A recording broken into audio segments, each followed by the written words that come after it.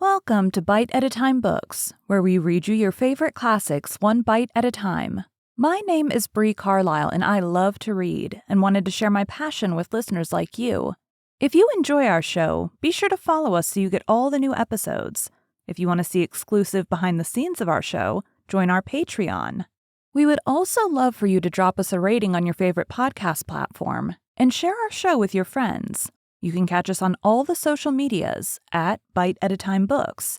We are now part of the Bite at a Time Books Productions Network.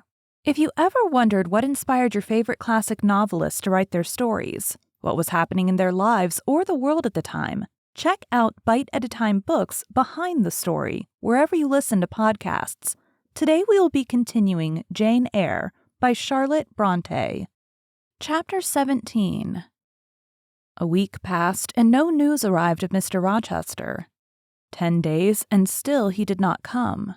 Mrs. Fairfax said she should not be surprised if he were to go straight from the Leys to London, and thence to the Continent, and not show his face again at Thornfield for a year to come. He had not unfrequently quitted it in a manner quite as abrupt and unexpected. When I heard this, I was beginning to feel a strange chill and failing at the heart.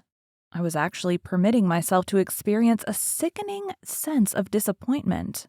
But rallying my wits and recollecting my principles, I at once called my sensations to order, and it was wonderful how I got over the temporary blunder, how I cleared up the mistake of supposing Mr. Rochester's movements a matter in which I had any cause to take a vital interest. Not that I humbled myself by a slavish notion of inferiority. On the contrary, I just said, "You have nothing to do with the master of Thornfield, further than to receive the salary he gives you for teaching his protégé, and to be grateful for such respectful and kind treatment as, if you do your duty, you have a right to expect at his hands. Be sure that is the only tie he seriously acknowledges between you and him, so don't make him the object of your fine feelings, your raptures, agonies, and so forth. He is not of your order. Keep to your caste, and be too self-respecting to lavish the love of the whole heart, soul, and strength, where such a gift is not wanted and would be despised." I went on with my day's business tranquilly, but ever and anon vague suggestions kept wandering across my brain of reasons why I should quit Thornfield, and I kept involuntarily framing advertisements and pondering conjunctures about new situations. These thoughts I did not think to check. They might germinate and bear fruit if they could. Mr. Rochester had been absent upwards of a fortnight when the post brought Mrs. Fairfax a letter. "It is from the master," said she, as she looked at the direction. "Now I suppose we shall know whether we are to expect his return or not." And while she broke the seal and perused the document, I went on taking my coffee. We were at breakfast. It was hot, and I attributed to that circumstance a fiery glow which suddenly rose to my face. Why my hand shook, and why I involuntarily spilt half the contents of my cup into my saucer, I did not choose to consider. "Well, I sometimes think we are too quiet, but we run a chance of being busy enough now, for a little while at least," said Mrs. Fairfax, still holding the note before her spectacles. Ere I permitted myself to request an explanation, I tied the string of Adele's pinafore, which happened to be loose. Having helped her also to another bun and refilled her mug with milk, I said nonchalantly, "Mr. Rochester's not likely to return soon, I suppose?" "Indeed he is. In 3 days, he says. That will be next Thursday, and not alone either. I don't know how many of the fine people at the Leys are coming with him. He sends directions for all the best bedrooms to be prepared, and the library and drawing rooms are to be cleaned out. I am to get more kitchen hands from the George Inn at Millcote and from wherever else I can, and the ladies will bring their maids and the gentlemen their valets, so we shall have a full house of it." And Mrs. Fairfax swallowed her breakfast and hastened away to commence operations. The 3 days were, as she had foretold, busy enough. I had thought all the rooms at Thornfield beautifully clean and well arranged, but it appears I was mistaken. 3 women were got to help, and such scrubbing, such brushing, such washing of paint and beating of carpets, such taking down and putting up of pictures, such polishing of mirrors and lustres, such lighting of fires in bedrooms, such airing of sheets and feather beds on hearths, I never beheld, either before or since. Adele ran quite wild in the midst of it. The preparations for company and the prospect of their arrival seemed to throw her into ecstasies. She would have Sophie to look over all her toilets, as she called frocks, to furbish up any that were passés, and to air and arrange the new. For herself, she did nothing but caper about in the front chambers, jump on and off the bedsteads, and lie on the mattresses and piled up bolsters and pillows before the enormous fires roared in the chimneys. From school duties she was exonerated. Mrs. Fairfax had pressed me into her service, and I was all day in the storeroom helping or hindering her in the cook, learning to make custards and cheesecakes and French pastry, to truss game and garnish dessert dishes. The party were expected to arrive on Thursday afternoon, in time for dinner at 6. During the intervening period, I had no time to nurse chimeras, and I believed I was as active and gay as anybody. Adele accepted. Still, now and then I received a damping check to my cheerfulness, and was, in spite of myself, thrown back on the region of doubts and portents and dark conjectures. This was when I chanced to see the third-story staircase door, which of late had always been kept locked, open slowly and give passage to the form of Grace Poole in prim cap, white apron, and handkerchief, when I watched her glide along the gallery, her quiet tread muffled in a list slipper. When I saw her look into the bustling, topsy-turvy bedrooms, just say a word perhaps to the charwoman about the proper way to polish a grate, or clean a marble mantelpiece, or take stains from papered walls, and then pass on. She would thus descend to the kitchen one day, eat her dinner, smoke a moderate pipe on the hearth, and go back, carrying her pot of porter with her, for her private solace in her own gloomy upper haunt. Only 1 hour in the 24 did she pass with her fellow servants below. All the rest of her time was spent in some low-ceiled oaken chamber of the second story. There she sat and sewed, and probably laughed drearily to herself, as companionless as a prisoner in his dungeon. The strangest thing of all was that not a soul in the house, except me, noticed her habits, or seemed to marvel at them. No one discussed her position or employment. No one pitied her solitude or isolation. I once, indeed, overheard part of a dialogue between Leah and one of the charwomen, of which Grace formed the subject. Leah had been saying something I had not caught, and the charwoman remarked, "She gets good wages, I guess." "Yes," said Leah, "I wish I had as good. Not that mine are to complain of. There's no stinginess at Thornfield, but they're not 1/5 of the sum Mrs. Poole receives. And she is laying by. She goes every quarter to the bank at Millcote. I should not wonder but she has saved enough to keep her independent if she liked to leave. But I suppose she's got used to the place. And then she's not 40 yet, and strong and able for anything. It is too soon for her to give up business." "She is a good hand, I dare say," said the charwoman. "Ah, she understands what she has to do. Nobody better," rejoined Leah significantly, "and it is not every one who could fill her shoes, not for all the money she gets." "That it is not," was the reply. "I wonder whether the master—" The charwoman was going on, but here Leah turned and perceived me, and she instantly gave her companion a nudge. "Doesn't she know?" I heard the woman whisper. Leah shook her head, and the conversation was of course dropped. All I had gathered from it amounted to this, that there was a mystery at Thornfield, and that from participation in that mystery I was purposely excluded. Thursday came. All work had been completed the previous evening. Carpets were laid down, bed hangings festooned, radiant white counterpanes spread, toilet tables arranged, furniture rubbed, flowers piled in vases. Both chambers and saloons looked as fresh and bright as hands could make them. The hall, too, was scoured, and the great carved clock, as well as the steps and banisters of the staircase, were polished to the brightness of glass. In the dining room, the sideboard flashed resplendent with plate. In the drawing room and boudoir, vases of exotics bloomed on all sides. Afternoon arrived. Mrs. Fairfax assumed her best black satin gown, her gloves, and her gold watch, for it was her part to receive the company, to conduct the ladies to their rooms, etc. Adele, too, would be dressed, though I thought she had little chance of being introduced to the party that day at least. However, to please her, I allowed Sophie to apparel her in one of her short, full muslin frocks. For myself, I had no need to make any change. I should not be called upon to quit my sanctum of the schoolroom, for a sanctum it was now become to me, a very pleasant refuge in time of trouble. It had been a mild, serene spring day, one of those days which toward the end of March or the beginning of April rise shining over the earth as heralds of summer. It was drawing to an end now, but the evening was even warm, and I sat at work in the schoolroom with the window open. "It gets late," said Mrs. Fairfax, entering in rustling state.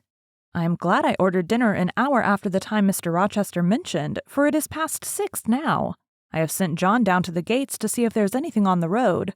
One can see a long way from thence in the direction of Millcote." She went to the window. "Here he is," said she. "Well, John," leaning out, "any news?" "They're coming, ma'am," was the answer. "They'll be here in 10 minutes. Adele flew to the window. I followed, taking care to stand on one side so that, screened by the curtain, I could see without being seen. The 10 minutes John had given seemed very long, but at last wheels were heard. 4 equestrians galloped up the drive, and after them came 2 open carriages. Fluttering veils and waving plumes filled the vehicles. 2 of the cavaliers were young, dashing-looking gentlemen. The third was Mr. Rochester on his black horse Mesrour, Pilot bounding before him. At his side rode a lady, and he and she were the first of the party. Her purple riding habit almost swept the ground. Her veil streamed long on the breeze, mingling with its transparent folds, and gleaming through them shone rich raven ringlets. "Miss Ingram!" exclaimed Mrs. Fairfax, and away she hurried to her post below. The cavalcade, following the sweep of the drive, quickly turned the angle of the house, and I lost sight of it. Adele now petitioned to go down, but I took her on my knee and gave her to understand that she must not on any account think of venturing in sight of the ladies, either now or at any other time, unless expressly sent for, that Mr. Rochester would be very angry, etc. Some natural tears she shed on being told this, but as I began to look very grave, she consented at last to wipe them. A joyous stir was now audible in the hall. Gentlemen's deep tones and ladies' silvery accents blent harmoniously together, and distinguishable above all, though not loud, was the sonorous voice of the master of Thornfield Hall, welcoming his fair and gallant guests under its roof. Then light steps ascended the stairs, and there was a tripping through the gallery, and soft cheerful laughs, and opening and closing doors, and, for a time, a hush. "Alice changent des toilettes," said Adele, who, listening attentively, had followed every movement, and she sighed. "Chez maman," said she, "quand il y vint demander, je les savoir porter au salon et leurs chambres. Souvent j'ai regardé les femmes des chambres coiffure et habillure des dames, et c'était si amusant comme cela on apprend." "Don't you feel hungry, Adele?" "Ma oui, mademoiselle. Voilà 5 ou 6 hours que nous n'en avons pas mangé." "Well now, while the ladies are in their rooms, I will venture down and get you something to eat." And issuing from my asylum with precaution, I sought a back stairs which conducted directly to the kitchen. All in that region was fire and commotion. The soup and fish were in the last stage of projection, and the cook hung over her crucibles in a frame of mind and body threatening spontaneous combustion. In the servants' hall, 2 coachmen and 3 gentlemen's gentlemen stood or sat round the fire. The Abigails, I suppose, were upstairs with their mistresses. The new servants that had been hired from Millcote were bustling about everywhere. Threading this chaos, I at last reached the larder. There I took possession of a cold chicken, a roll of bread, some tarts, a plate or 2, and a knife and fork. With this booty I made a hasty retreat. I had regained the gallery and was just shutting the back door behind me when an accelerated hum warned me that the ladies were about to issue from their chambers. I could not proceed to the schoolroom without passing some of their doors, and running the risk of being surprised with my cargo of victuallage. So I stood still at this end, which, being windowless, was dark. Quite dark now, for the sun was set and twilight gathering. Presently the chambers gave up their fair tenants one after another. Each came out gaily and airily, with dress that gleamed lustrous through the dusk. For a moment they stood grouped together at the other extremity of the gallery. Conversing in a key of sweet subdued vivacity, they then descended the staircase almost as noiselessly as a bright mist rolls down a hill. Their collective appearance had left on me an impression of high-born elegance such as I had never before received. I found Adele peeping through the schoolroom door, which she held ajar. "What beautiful ladies!" cried she in English. "Oh, I wish I might go to them. Do you think Mr. Rochester will send for us by and by after dinner?" "No, indeed, I don't. Mr. Rochester has something else to think about. Never mind the ladies tonight. Perhaps you will see them tomorrow. Here's your dinner." She was really hungry, so the chicken and tarts served to divert her attention for a time. It was well I secured this forage, or both she, I, and Sophie, to whom I conveyed a share of our repast, would have run a chance of getting no dinner at all. Everyone downstairs was too much engaged to think of us. The dessert was not carried out till after 9, and at 10 footmen were still running to and fro with trays and coffee cups. I allowed Adele to sit up much later than usual, for she declared she could not possibly go to sleep while the doors kept opening and shutting below, and people bustling about. Besides, she added, a message might possibly come from Mr. Rochester when she was undressed. Et alors quel dommage! I told her stories as long as she would listen to them, and then for a change I took her out into the gallery. The hall lamp was now lit, and it amused her to look over the balustrade and watch the servants passing backwards and forwards. When the evening was far advanced, a sound of music issued from the drawing-room, whither the piano had been removed. Adele and I sat down on the top step of the stairs to listen. Presently, a voice blent with the rich tones of the instrument. It was a lady who sang, and very sweet her notes were. The solo over, a duet followed, and then a glee. A joyous conversational murmur filled up the intervals. I listened long. Suddenly I discovered that my ear was wholly intent on analyzing the mingled sounds and trying to discriminate amidst the confusion of accents those of Mr. Rochester. And when it caught them, which it soon did, it found a further task in framing the tones, rendered by distance inarticulate into words. The clock struck 11. I looked at Adele, whose head leant against my shoulder. Her eyes were waxing heavy, so I took her up in my arms and carried her off to bed. It was near 1 before the gentlemen and ladies sought their chambers. The next day was as fine as its predecessor. It was devoted by the party to an excursion to some site in the neighborhood. They set out early in the forenoon, some on horseback, the rest in carriages. I witnessed both the departure and the return. Miss Ingram, as before, was the only lady equestrian, and, as before, Mr. Rochester galloped at her side. The two rode a little apart from the rest. I pointed out this circumstance to Mrs. Fairfax, who was standing at the window with me. "You said it was not likely they should think of being married," said I. "But you see Mr. Rochester evidently prefers her to any of the other ladies." "Yes, I dare say, no doubt he admires her." "And she him," I added. "Look how she leans her head towards him as if she were conversing confidentially. I wish I could see her face. I never had a glimpse of it yet."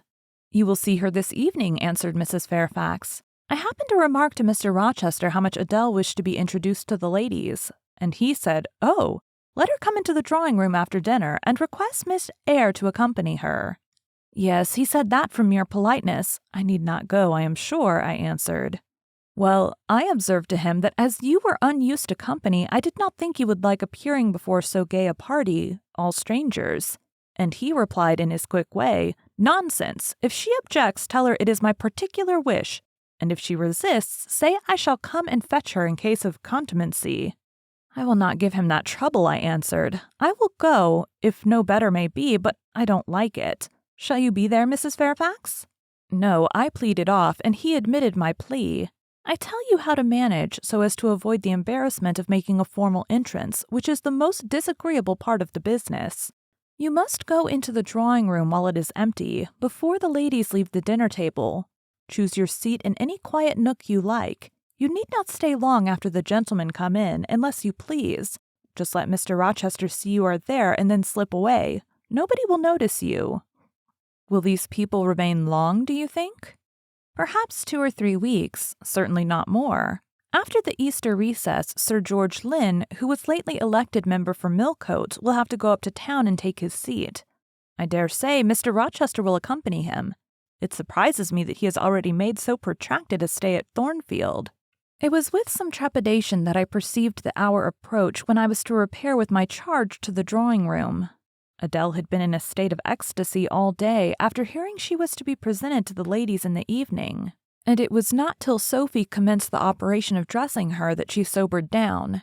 Then the importance of the process quickly steadied her, and by the time she had her curls arranged in well-smoothed drooping clusters, her pink satin frock put on, her long sash tied and her lace mittens adjusted, she looked as grave as any judge. No need to warn her not to disarrange her attire. When she was dressed, she sat demurely down in her little chair, taking care previously to lift up the satin skirt for fear she should crease it, and assured me she would not stir thence till I was ready. This I quickly was. My best dress, the silver gray one purchased for Miss Temple's wedding and never worn since, was soon put on. My hair was soon smoothed, my sole ornament, the pearl brooch, soon assumed. We descended. Fortunately, there was another entrance to the drawing-room than that through the saloon, where they were all seated at dinner. We found the apartment vacant, a large fire burning silently on the marble hearth and wax candles shining in bright solitude, amid the exquisite flowers with which the tables were adorned. The crimson curtain hung before the arch. Slight as was the separation this drapery formed from the party in the adjoining saloon, they spoke in so low a key that nothing of their conversation could be distinguished beyond a soothing murmur. Adele, who appeared to be still under the influence of a most solemnizing impression, sat down, without a word, on the footstool I pointed out to her. I retired to a window seat, and taking a book from a table near, endeavored to read. Adele brought her stool to my feet ere long she touched my knee. "What is it, Adele?" "Est ce que je ne peux pas prendre un seul de ces fleurs magnificentes, mademoiselle? Seulement pour complimenter ma toilette." "You think too much of your toilet, Adele, but you may have a flower." And I took a rose from a vase and fastened it in her sash. She sighed a sigh of ineffable satisfaction, as if her cup of happiness were now full. I turned my face away to conceal a smile I could not suppress. There was something ludicrous as well as painful in the little Parisienne's earnest and innate devotion to matters of dress. A soft sound of rising now became audible. The curtain was swept back from the arch. Through it appeared the dining room with its lit luster pouring down light on the silver and glass of a magnificent dessert service covering a long table. A band of ladies stood in the opening. They entered, and the curtain fell behind them. There were but 8, yet somehow as they flocked in, they gave the impression of a much larger number. Some of them were very tall, many were dressed in white, and all had a sweeping amplitude of array that seemed to magnify their persons as a mist magnifies the moon. I rose and curtsied to them. 1 or 2 bent their heads in return, and others only stared at me. They dispersed about the room, reminding me by the lightness and buoyancy of their movements of a flock of white plumy birds. Some of them threw themselves in half-reclining positions on the sofas and ottomans. Some bent over the tables and examined the flowers and books. The rest gathered in a group round the fire. All talked in a low but clear tone which seemed habitual to them. I knew their names afterwards and may as well mention them now. First, there was Mrs. Eshton and 2 of her daughters. She had evidently been a handsome woman and was well preserved still. Of her daughters, the eldest, Amy, was rather little, naive and childlike in face and manner, and piquant in form. Her white muslin dress and blue sash became her well. The second, Louisa, was taller and more elegant in figure, with a very pretty face of that order the French term menoir chiffon. Both sisters were fair as lilies. Lady Lynn was a large and stout personage of about 40, very erect, very haughty-looking, richly dressed in a satin robe of changeful sheen. Her dark hair shone glossily under the shade of an azure plume and within the circlet of a band of gems. Mrs. Colonel Dent was less showy, but I thought more ladylike. She had a slight figure, a pale, gentle face, and fair hair. Her black satin dress, her scarf of rich foreign lace, and her pearl ornaments pleased me better than the rainbow radiance of the titled dame. But the 3 most distinguished, partly perhaps because the tallest figures of the band, were the Dowager Lady Ingram and her daughters, Blanche and Mary. They were all 3 of the loftiest stature of women. The dowager might be between 40 and 50. Her shape was still fine. Her hair, by candlelight at least, still black. Her teeth, too, were still apparently perfect. Most people would have termed her a splendid woman of her age, and so she was, no doubt, physically speaking. But then there was an expression of almost insupportable haughtiness in her bearing and countenance. She had Roman features and a double chin, disappearing into a throat like a pillar. These features appeared to me not only inflated and darkened, but even furrowed with pride, and the chin was sustained by the same principle, in a position of almost preternatural erectness. She had, likewise, a fierce and a hard eye. It reminded me of Mrs. Reed's. She mouthed her words in speaking. Her voice was deep, its inflections very pompous, very dogmatical, very intolerable, in short. A crimson velvet robe and a shawl turban of some gold-wrought Indian fabric invested her, I suppose she thought, with a truly imperial dignity. Blanche and Mary were of equal stature, straight and tall as poplars. Mary was too slim for her height, but Blanche was molded like a Dian. I regarded her, of course, with special interest. First, I wished to see whether her appearance accorded with Mrs. Fairfax's description. Secondly, whether it all resembled the fancy miniature I had painted of her. And thirdly, it will out whether it were such as I should fancy likely to suit Mr. Rochester's taste. As far as person went, she answered point for point both to my picture and Mrs. Fairfax's description. The noble bust, the sloping shoulders, the graceful neck, the dark eyes and black ringlets were all there. But her face was like her mother's, a youthful unfurrowed likeness, the same low brow, the same high features, the same pride. It was not, however, to saturnine a pride. She laughed continually. Her laugh was satirical, and so was the habitual expression of her arched and haughty lip. Genius is said to be self-conscious. I cannot tell whether Miss Ingram was a genius, but she was self-conscious, remarkably self-conscious indeed. She entered into a discourse on botany with the gentle Mrs. Dent. It seemed Mrs. Dent had not studied that science, though, as she said, she liked flowers, especially wild ones. Miss Ingram had, and she ran over its vocabulary with an air. I presently perceived she was, what is vernacularly termed, trailing Mrs. Dent, that is, playing on her ignorance. Her trail might be clever, but it was decidedly not good-natured. She played.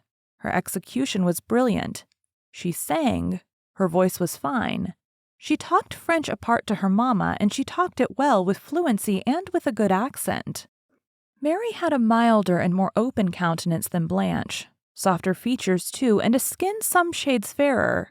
Miss Ingram was dark as a Spaniard, but Mary was deficient in life.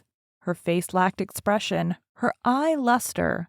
She had nothing to say, and having once taken her seat, remained fixed like a statue in its niche. The sisters were both attired in spotless white. And did I now think Miss Ingram such a choice as Mr. Rochester would be likely to make? I could not tell. I did not know his taste in female beauty. If he liked the majestic, she was the very type of majesty. Then she was accomplished, sprightly. Most gentlemen would admire her, I thought, and that he did admire her I already seemed to have obtained proof. To remove the last shade of doubt, it remained but to see them together. You are not to suppose, reader, that Adele has all this time been sitting motionless on the stool at my feet.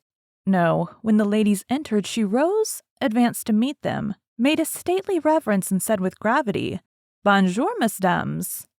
And Miss Ingram had looked down on her with a mocking air and exclaimed, "Oh, what a little puppet!" Lady Lynn had remarked, "It is Mr. Rochester's ward, I suppose, the little French girl he was speaking of." Mrs. Dent had kindly taken her hand and given her a kiss. Amy and Louisa Eshton had cried out simultaneously, "What a love of a child!" And then they had called her to a sofa where she now sat, ensconced between them, chattering alternately in French and broken English, absorbing not only the young lady's attention, but that of Mrs. Eshton and Lady Lynn, and getting spoiled to her heart's content. At last coffee is brought in, and the gentlemen are summoned. I sit in the shade, if any shade there be in this brilliantly lit apartment. The window curtain half hides me. Again the arch yawns. They come. The collective appearance of the gentlemen, like that of the ladies, is very imposing. They are all costumed in black. Most of them are tall, some young. Henry and Frederick Lynn are very dashing sparks indeed, and the Colonel Dent is a fine soldierly man. Mr. Eshton, the magistrate of the district, is gentlemanlike. His hair is quite white. His eyebrows and whiskers still dark, which gives him something of the appearance of a Père Noble de Théâtre. Lord Ingram, like his sisters, is very tall. Like them also he is handsome, but he shares Mary's apathetic and listless look. He seems to have more length of limb than vivacity of blood or vigor of brain. And where is Mr. Rochester?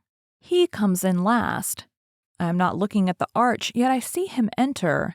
I try to concentrate my attention on those netting needles, on the meshes of the purse I am forming. I wish to think only of the work I have in my hands, to see only the silver beads and silk threads that lie in my lap. Whereas I distinctly behold his figure, and I inevitably recall the moment when I last saw it. Just after I had rendered him what he deemed an essential service, and he, holding my hand and looking down on my face, surveyed me with eyes that revealed a heart full and eager to overflow, in whose emotions I had a part. How near had I approached him at that moment? What had occurred since calculated to change his and my relative positions? Yet now, how distant, how far estranged we were. So far estranged that I did not expect him to come and speak to me. I did not wonder when, without looking at me, he took a seat at the other side of the room and began conversing with some of the ladies. No sooner did I see that his attention was riveted on them and that I might gaze without being observed than my eyes were drawn involuntarily to his face. I could not keep their lids under control. They would rise and the irises would fix on him. I looked and had an acute pleasure in looking, a precious yet poignant pleasure, pure gold with a steely point of agony, a pleasure like what the thirst-perishing man might feel who knows the well to which he has crept is poisoned, yet stoops and drinks divine draughts none the less. Most true is that beauty is in the eye of the gazer. My master's colorless olive face, square massive brow, broad and jetty eyebrows, deep eyes, strong features, firm grim mouth, all energy, decision, will, were not beautiful according to rule, but they were more than beautiful to me. They were full of an interest, and influence that quite mastered me, that took my feelings from my own power and fettered them in his. I had not intended to love him. The reader knows I had wrought hard to extirpate from my soul the germs of love there detected. And now, at the first renewed view of him, they spontaneously arrived, green and strong. He made me love him without looking at me. I compared him with his guests. What was the gallant grace of the Lynns? The languid elegance of Lord Ingram? Even the military distinction of Colonel Dent contrasted with his look of native pith and genuine power. I had no sympathy in their appearance, their expression. Yet I could imagine that most observers would call them attractive, handsome, imposing, while they would pronounce Mr. Rochester at once harsh-featured and melancholy-looking. I saw them smile, laugh. It was nothing. The light of the candles had as much soul in it as their smile, the tinkle of the bell as much significance as their laugh. I saw Mr. Rochester smile. His stern features softened. His eyes grew both brilliant and gentle, its ray both searching and sweet. He was talking at the moment to Louisa and Amy Eshton. I wondered to see them receive with calm that look which seemed to me so penetrating. I expected their eyes to fall, their color to rise under it, yet I was glad when I found they were in no sense moved. He is not to them what he is to me, I thought. He is not of their kind. I believe he is of mine. I am sure he is. I feel akin to him. I understand the language of his countenance and movements, though rank and wealth sever us widely. I have something in my brain and heart, in my blood and nerves, that assimilates me mentally to him. Did I say a few days since that I had nothing to do with him, but to receive my salary at his hands? Did I forbid myself to think of him in any other light than as a paymaster? Blasphemy against nature, every good, true, vigorous feeling I have gathers impulsively round him. I know I must conceal my sentiments. I must smother hope. I must remember that he cannot care much for me. For when I say that I am of his kind, I do not mean that I have his force to influence and his spell to attract. I mean only that I have certain tastes and feelings in common with him. I must then repeat continually that we are forever sundered, and yet, while I breathe and think, I must love him. Coffee is handed. The ladies, since the gentlemen entered, have become lively as larks. Conversation waxes brisk and merry. Colonel Dent and Mr. Eshton argue on politics. Their wives listen. The two proud dowagers, Lady Lynn and Lady Ingram, confabulate together. Sir George, whom, by the by, I have forgotten to describe, a very big and very fresh-looking country gentleman, stands before their sofa, coffee cup in hand, and occasionally puts in a word. Mr. Frederick Lynn has taken a seat beside Mary Ingram and is showing her the engravings of a splendid volume. She looks, smiles now and then, but apparently says little. The tall and phlegmatic Lord Ingram leans with folded arms on the chair-back of the little and lively Amy Eshton. She glances up at him and chatters like a wren. She likes him better than she does Mr. Rochester. Henry Lynn has taken possession of an ottoman at the feet of Louisa. Adele shares it with him. He is trying to talk French with her, and Louisa laughs at his blunders. With whom will Blanche Ingram pair? She is standing alone at the table, bending gracefully over an album. She seems waiting to be sought, but she will not wait too long. She herself selects a mate.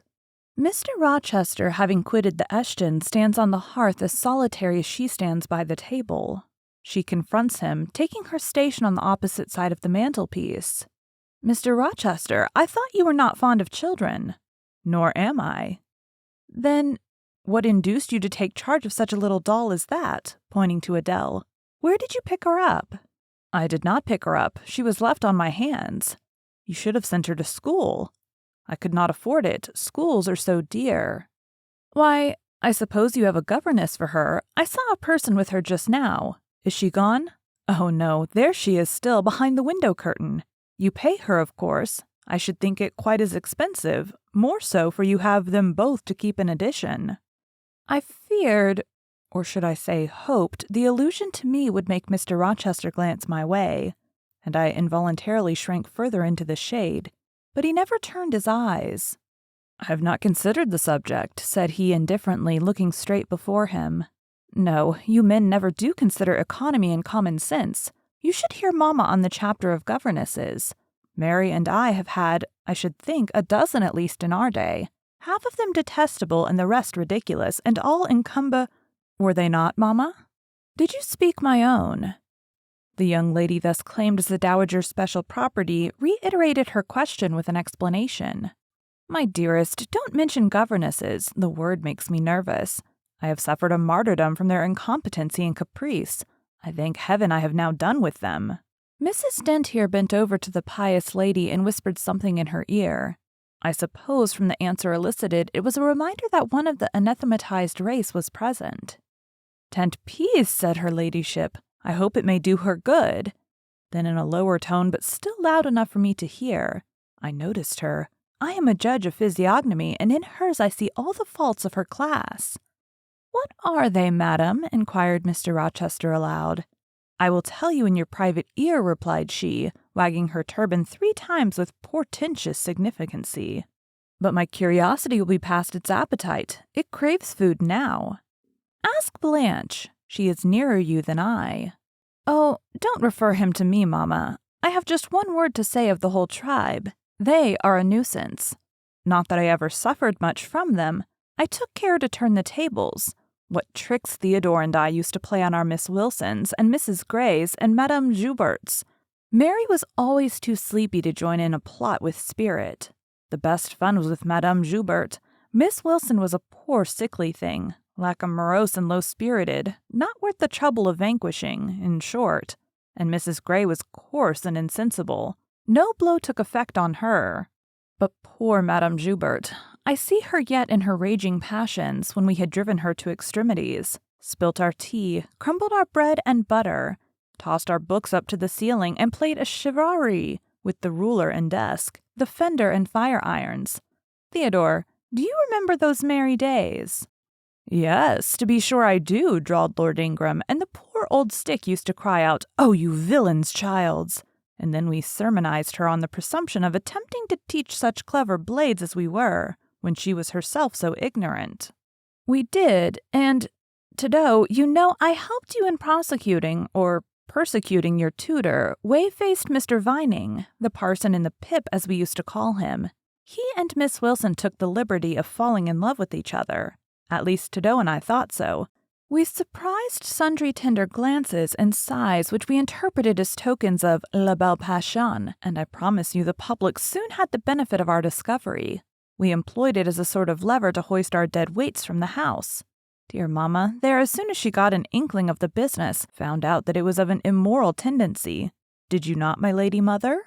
Certainly my best, and I was quite right. Depend on that. There are 1,000 reasons why liaisons between governesses and tutors should not be tolerated a moment in any well-regulated house. Firstly, oh gracious mamma, spare us the enumeration. Arrest, we all know them, danger of bad example to innocence of childhood, distractions and consequent neglect of duty on the part of the attached, mutual alliance and reliance, confidence thence resulting, insolence accompanying, mutiny and general blow-up. Am I right, Baroness Ingram of Ingram Park? My lily flower, you are right now, as always. Then no more need be said. Change the subject. Amy Eshton, not hearing or not heeding this dictum, joined in with her soft, infantine tone. Louisa and I used to quiz our governess, too, but she was such a good creature. She would bear anything. Nothing put her out.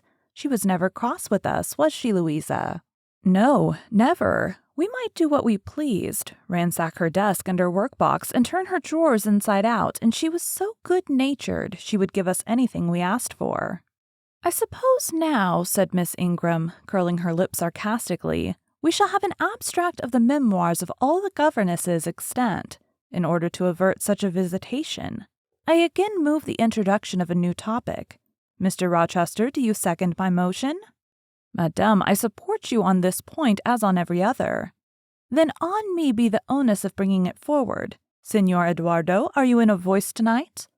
Donna Bianca, if you command it, I will be.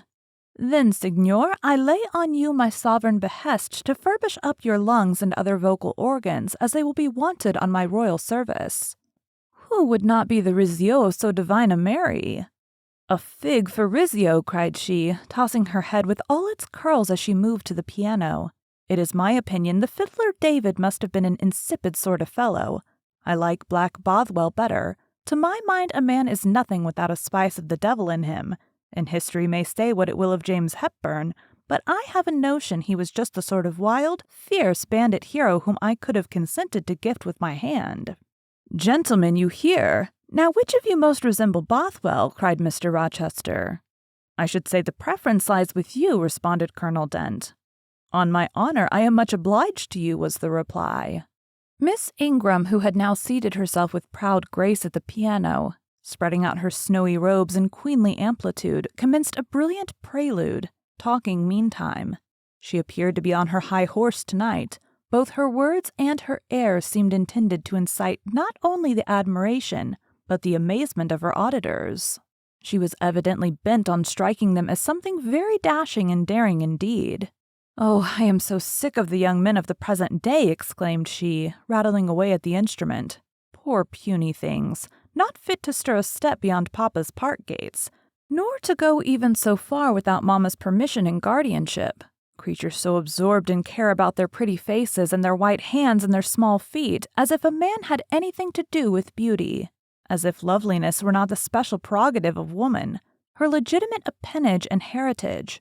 I grant an ugly woman is a blot on the fair face of creation, but as to the gentlemen, let them be solicitous to possess only strength and valor. Let their motto be, hunt, shoot, and fight. The rest is not worth a fillip. Such should be my device were I a man. Whenever I marry, she continued after a pause which none interrupted, I am resolved my husband shall not be a rival, but a foil to me. I will suffer no competitor near the throne. I shall exact an undivided homage. His devotion shall not be shared between me and the shape he sees in his mirror. Mr. Rochester, now sing and I will play for you." "I am all obedience," was the response. "Here then is a Corsair song. Know that I dote on Corsairs, and for that reason sing it con spirito." Commands from Miss Ingram's lips would put spirit into a mug of milk and water. "Take care then if you don't please me. I will shame you by showing how such things should be done." "That is offering a premium on incapacity. I shall now endeavor to fail." "Garden voi en bien. If you err wilfully, I shall devise a proportionate punishment." "Miss Ingram ought to be clement, for she has it in her power to inflict a chastisement beyond mortal endurance." "Ha! Explain," commanded the lady. "Pardon me, madame, no need of explanation. Your own fine sense must inform you that one of your frowns would be a sufficient substitute for capital punishment." "Sing," said she, and again touching the piano, she commenced an accompaniment in spirited style. Now is my time to slip away, thought I, but the tones that then severed the air arrested me. Mrs. Fairfax had said Mr. Rochester possessed a fine voice.